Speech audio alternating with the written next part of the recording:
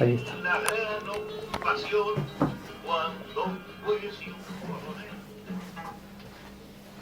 Buenas noches.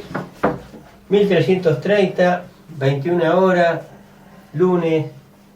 ¿Lunes qué? 4 de enero. Ah, ahora me acordé.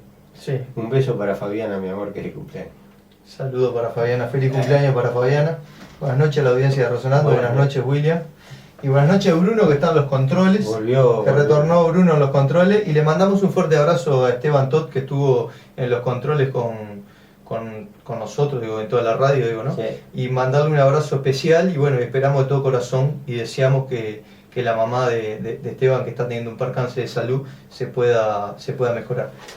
William, decimos las vías de comunicaciones. Dale. Para mandar mensajes de texto al programa 099-600-289, 099-600-289, que hay temas muy lindos para hablar, ¿no? Dentro de ello también está el tema, a ver qué opina la audiencia de Resonando, de la capitalización de ANCAP que está haciendo el gobierno de Frente Amplio, para tapar el buco, el agujero enorme que tiene. Y bueno, el correo electrónico es resonando 2010@gmail.com, resonando 2010@gmail.com. El teléfono a la cabina, que es el 2409-0837, 2409-0837. El blog con los trabajos Solo para un mensaje. Sí, eso solo para dejar un mensaje que uno tiene la gentileza, cualquier cosa que alguien quiera llamar directamente acá a la cabina.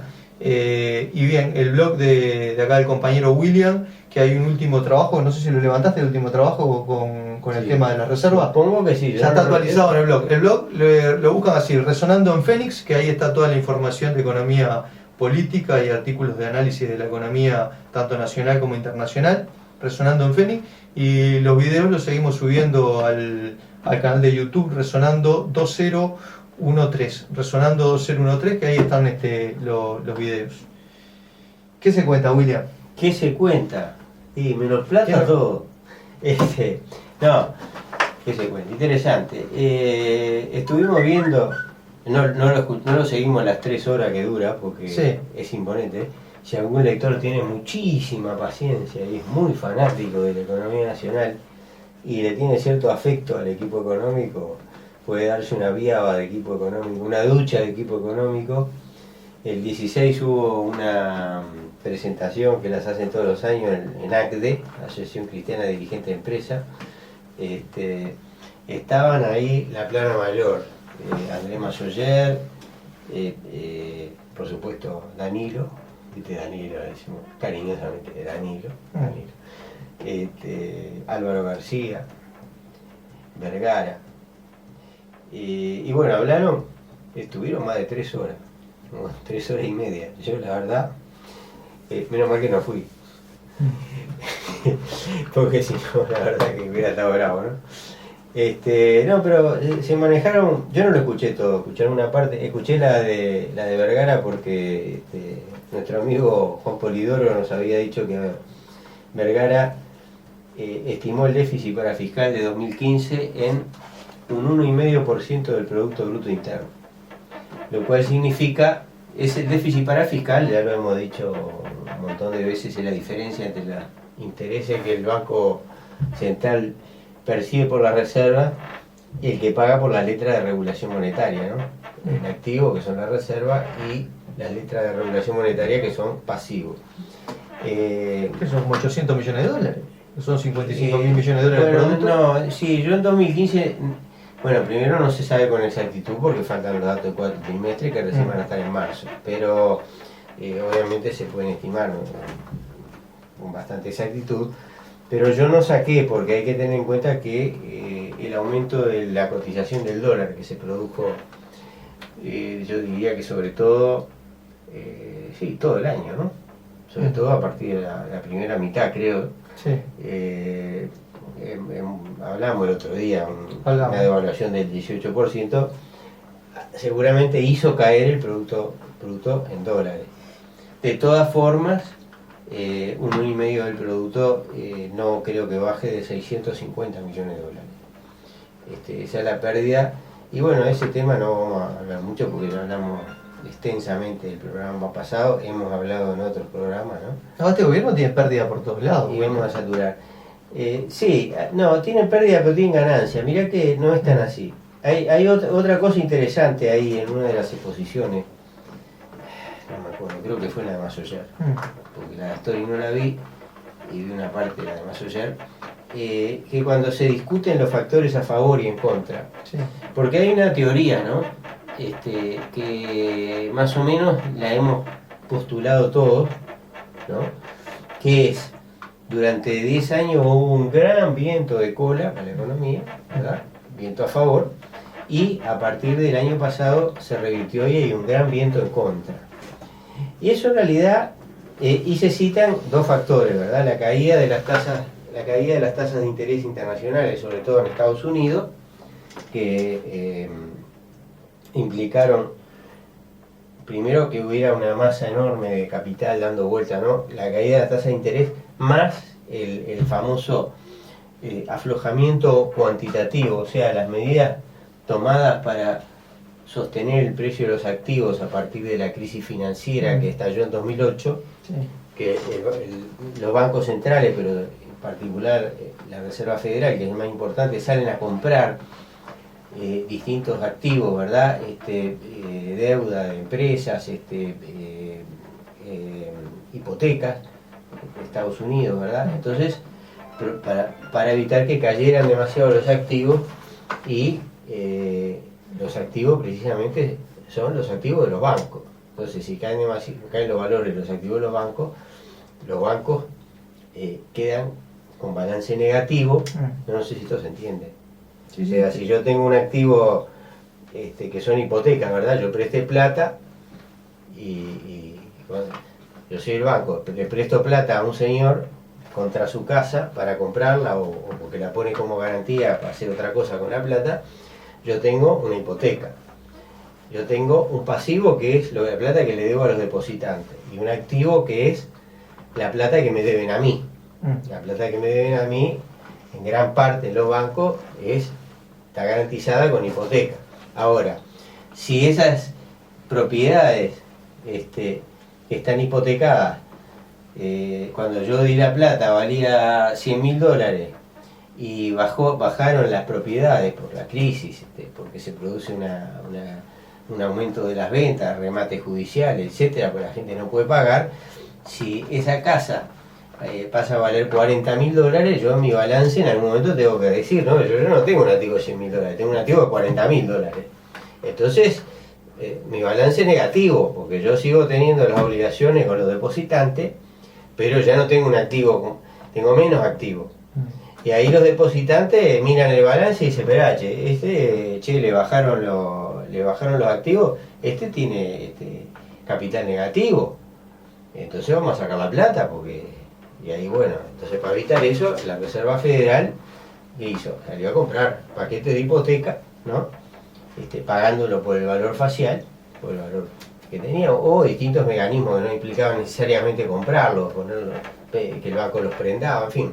Pero lo que hace, vamos a no desviarnos demasiado del hilo, todo eso creó una masa de capital que andaba dando vueltas por el mundo y que de otros lugares vino a estas orillas, ¿no? Y todo eso infla, digamos, contribuyó al crecimiento económico, al ingreso capital, a la valorización del peso, ¿no? Aumentar la tasa de inversión, pero el otro factor que siempre se cita es el aumento de la materia prima, los precios de la materia prima.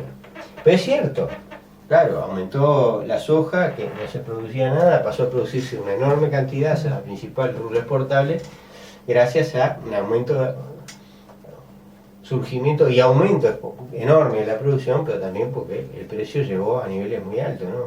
$550, cerca de $600 la tonelada. Aumentó el precio de la carne, aumentó el precio de la lana, aumentó el precio del arroz, no tanto, nunca llegó a aumentar tanto, pero bueno, igual aumentó. Y en definitiva, pero ese es el razonamiento. Pero el razonamiento tiene una pata un poco falluta. ¿Cuál es esa pata falluta? Que al mismo tiempo aumentó el precio de un insumo fundamental de la economía del Uruguay, que es el petróleo. O sea que por ese lado, el viento de cola no fue tan grande como sí lo fue para otros países. Brasil, exportador de petróleo, exportador de minerales, exportador de soja, exportador de carne, le aumentó todo.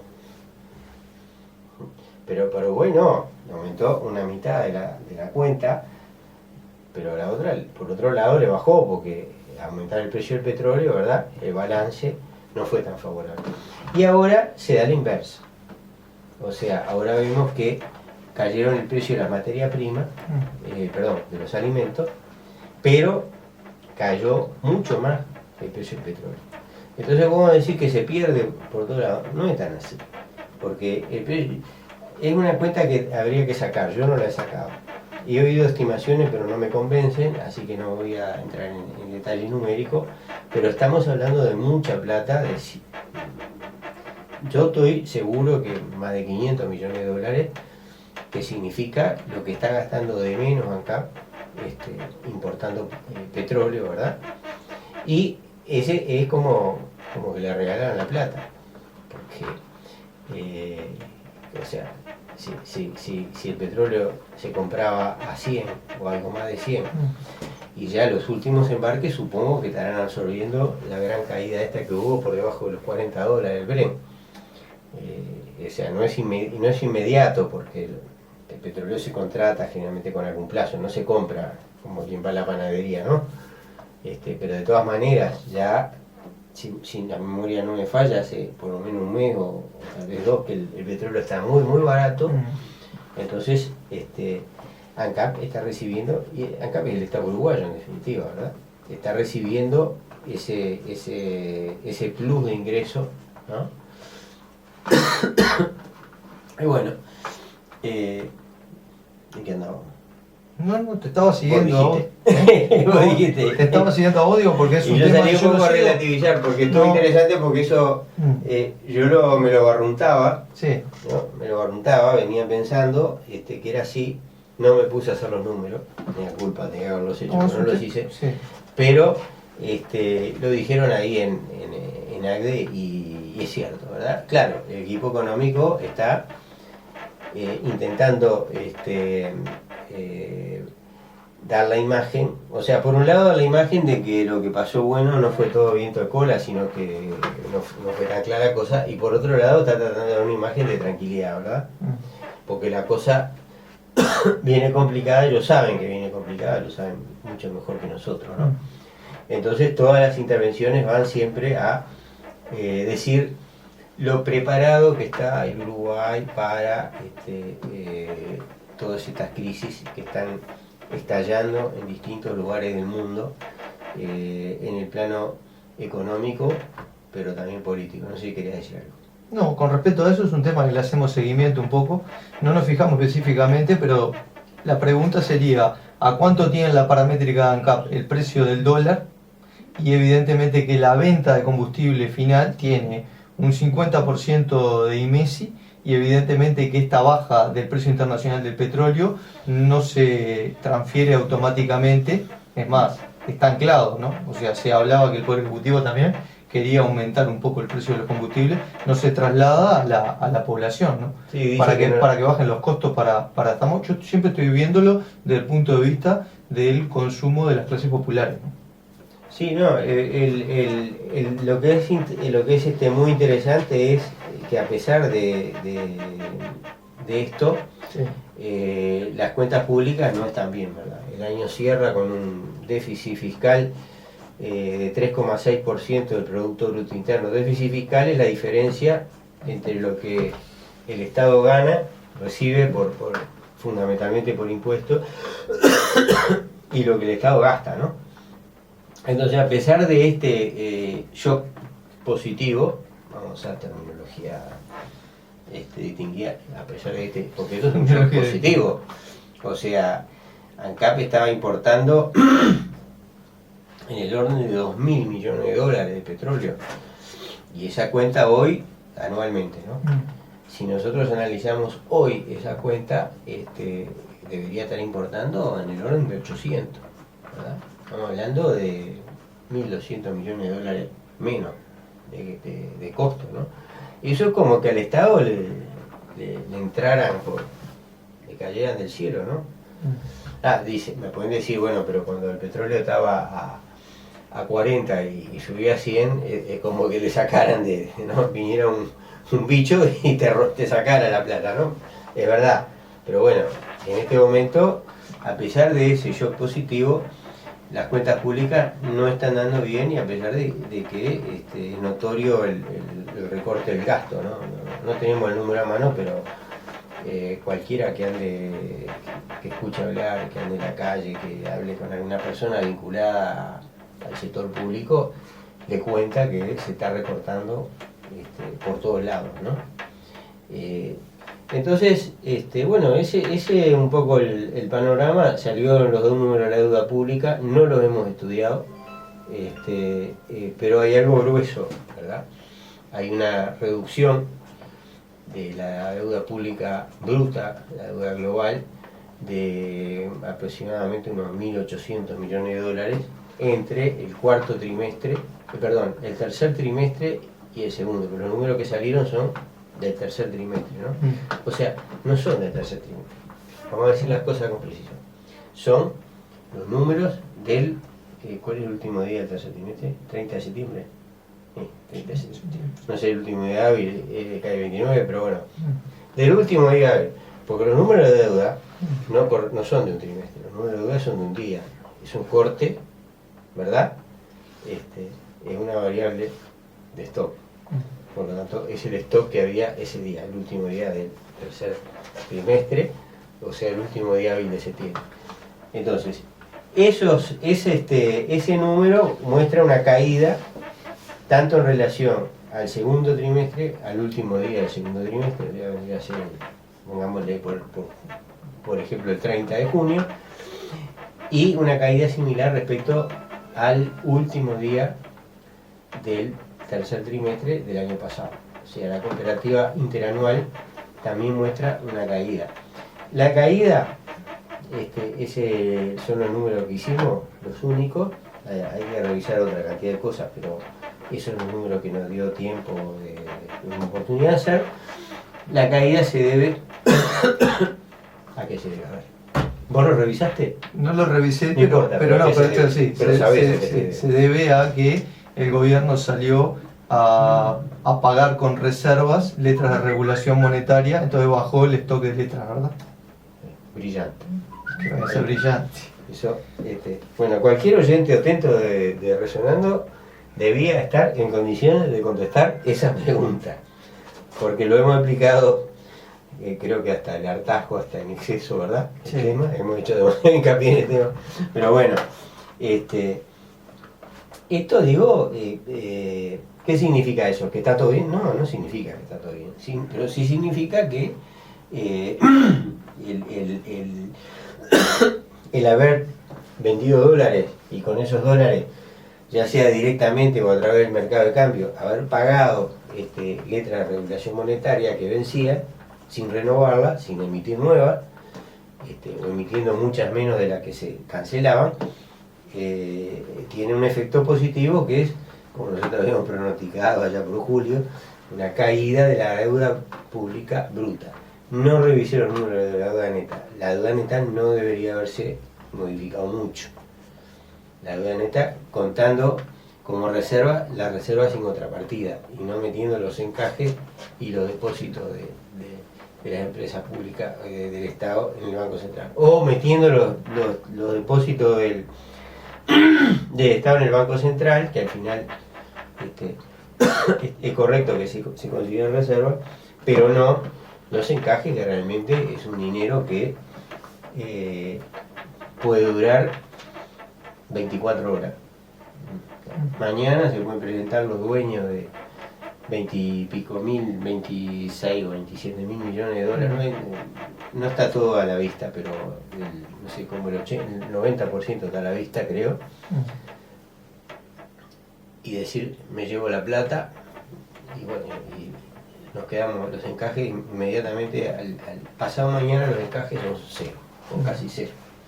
Entonces eso no es un dinero que corresponda contabilizarlo como reserva, como nos pasó cuando, antes de la crisis de 2002, no sé si tú te acordabas, si estaba siguiendo la cosa tan... que nos decían, no, hay una cantidad de reservas. En aquel momento decían, creo que había como 3.000 millones de dólares de reservas. En aquel momento era muchísima plata, ¿no? Y uno decía, sí, no, está bien. Pero que era la reserva, era todo un caje. Cuando vino la corrida bancaria, todos los días caía la reserva, y bueno, y así terminó la historia. Vamos a leer un mensaje, ¿te parece, Pablo? Claro.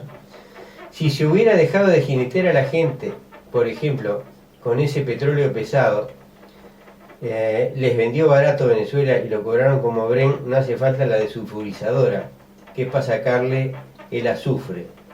Todo en brome. Camilo, un abrazo, Camilo. Yo acá tengo un matiz contigo, Camilo. El azufre no es porque el petróleo fuera de Venezuela. Todo el petróleo tiene azufre. Yo digo, no soy experto en esto, pero me parece que y bien el petróleo venezolano tiene mucho azufre, es un petróleo pesado, es un petróleo malo, para decirlo pronto y mal. Igual creo que la desulfurizadora hacía falta, ¿verdad? En la medida que los motores modernos son más delicados, para decirlo también groseramente, no le podés meter a un motor a nafta, o sobre todo a un diésel, un combustible con 500 partes por millón de azufre, como se le estaba metiendo, ¿no? En fin. Tampoco sé si lo cobraban como el Bren, no sé el precio que manejaba Venezuela el petróleo. Yo no creo que fuera así, pero no me atrevo a asegurarlo, ¿no? Si Camilo lo dice, vamos a darlo por hecho. Propiedad transitiva. Belker trabajó para CPA Ferrere. Belker fue designado director de la Intendencia. A la Intendencia contrata a CPA Ferrere. Inocencio. Propiedad transitiva. ¿Propiedad transitiva de qué era? Porque no me acuerdo. La verdad que ¿De qué era la propiedad transitiva? No me acuerdo. Habla, Inocencio, ¿de qué era la propiedad transitiva? En matemática es una cosa. Es recíproco, ¿no? Porque están de los dos lados mostradores. La de no era propiedad transitiva, que sería la de la multiplicación y la división, ¿no? La verdad que no. Bueno, tenemos que volver a la escuela. Tenemos que volver a la escuela. Sí. William, por favor, ¿qué pasó en China hoy? Se nos viene la noche. Si no cierra la bolsa antes de tiempo, ¿el dólar en Uruguay ya estaría en 40 o no? Saludos. Bueno, no sé quién es este oyente. Quiere que hablemos de China. Bueno, sí, en China, vamos a hablar porque la situación internacional está movidita. En China pasó lo que efectivamente dice el oyente. Hay unos mecanismos de seguridad en las bolsas para evitar la volatilidad excesiva, o sea que las acciones tengan pérdidas que arrastren atrás de sí la economía.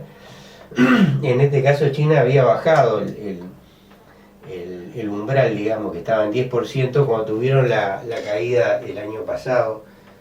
No me acuerdo en qué me fue, creo que fue allá por septiembre, no estoy seguro, no lo tomen como un dato seguro, que la bolsa empezó a caer después de haber subido, haberse multiplicado, no sé, por 2,5, por 3 en el año, empezó a caer a la misma velocidad. Había unos mecanismos de seguridad que creo que toda la bolsa tiene, ¿no? Cuando caía un 10%, suspendían la operativa por el resto del día. Después de esa experiencia, tomaron una serie de medidas el gobierno chino de control de la bolsa, no solo esa, sino de limitar los mecanismos de dejarlo quieto eso, no vamos a entrar a aplicar eso, no vale la pena, me parece que no es una cosa técnica. Bueno, pero en definitiva, una de las medidas fue esta, cortar cortar la operativa cuando las acciones caen, en vez del 10%, del 7%, y hoy tuvieron que poner en acciones ese mecanismo. ¿Por qué lo pusieron en acción? ¿Por qué cayó la bolsa? Bueno, aparentemente porque salieron los números de un indicador de actividad industrial que dio negativo por creo que cuarto mes consecutivo. Entonces, bueno, la gente salió a vender acciones. En realidad, eso demuestra que un alto nivel especulativo y demuestra que las acciones estaban sumamente infladas, porque que un indicador que tampoco fue un indicador catastrófico, no sé, en vez de los analistas habían previsto que iba a ser un 48,9%, fue un 48,7%, 5%, o sea, no fue que salió un 30%, que la industria se paró toda, no, fue un pequeño coso, alcanzó como disparador, como un gatillo, ¿verdad? ¡Tic! Hizo caer el fiador y salió todo el mundo a vender acciones. Que al final ahora, como hay mucho mecanismo automatizado de comercio de acciones, uno no sabe si esos automatismos pueden hacer que se compongan entre sí, se creen círculos de retroalimentación positiva, o sea, empieza a vender, bajaron, entonces un mecanismo automático dice, bueno, si bajan tanto hay que vender, vende, y otro mecanismo, ¿no? Son la computadora, ya en muchos casos ni siquiera hay un tipo que está diciendo, mirá, bajó, vamos a vender, no. Son todos software analíticos, seguro. Una computadora y todos empiezan a tomar como insumo los datos de los otros y cuando quería acordar tenés una debacle, ¿no? Pero yo creo que hay de base un tema de China, un enorme endeudamiento a todo nivel, ¿no? Sobre todo privado, pero también público. Y bueno, y ese endeudamiento es volatilidad, ¿no? Muchas acciones que se comercian con plata prestada, ¿no? Lo que se llama apalancamiento. O sea, yo tengo una cuenta y tengo $10.000 y compro acciones por 25. Entonces, claro, cuando tengo que vender, no vendo por 5, vendo por 10 o por 15. Pero en realidad nunca estuvo la plata, ¿no? Entonces todo eso, digamos, todos esos mecanismos, cuando la cosa, cualquier pequeño desequilibrio puede ocasionar esto. Pero lo interesante es que provocó una caída de la bolsa en todo el mundo, ¿verdad? La de Nueva York terminó cayendo, no me acuerdo, pero más del 2%, que es una bestialidad, ¿no? A la bolsa de Nueva York. Brasil cayó mucho también. Y en Uruguay subió el dólar, pasó el interbancario, quedó en 3.20 y pico, o sea, se produjo una devaluación muy importante. No vi si el central vendió, no vi la información, no sé si salió. O sea que decíamos, bueno, en Brasil el dólar también, ¿sí? Pasó los 4 reales por dólar. En Argentina. ¿Cortamos? 2 minutos. Cortamos. Todos los días a las 13:30 horas, música.